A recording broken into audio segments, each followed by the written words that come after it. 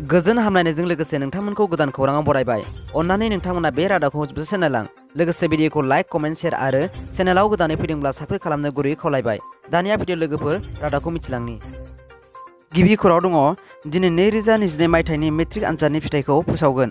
दिनै फुंनि 10 रिंगायाव फरायसाफ्रा मेट्रिक आनजादनि फिथाइखौ वेबसाइटनि गेजेरजों नायनो हागोन। बेफोर वेबसाइटफोरानो जादों result.seva.online.org, resultasam.nic.in, www.indiaresult.com बायदि बायदिफोर।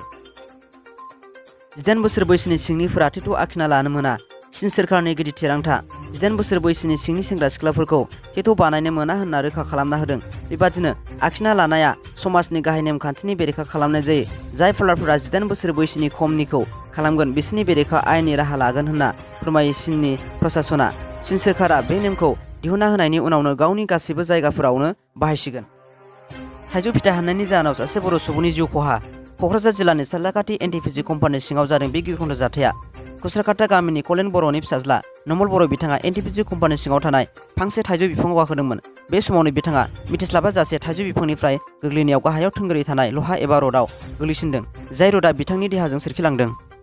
बिथांखौ फाहामथायनि थाखाय बङाइगावनि लवार आसाम देहा फाहामसालियाव लांनाय जादोंमोन, नाथाय बिथांखौ रैखा खालामनो हानाय जायाखै।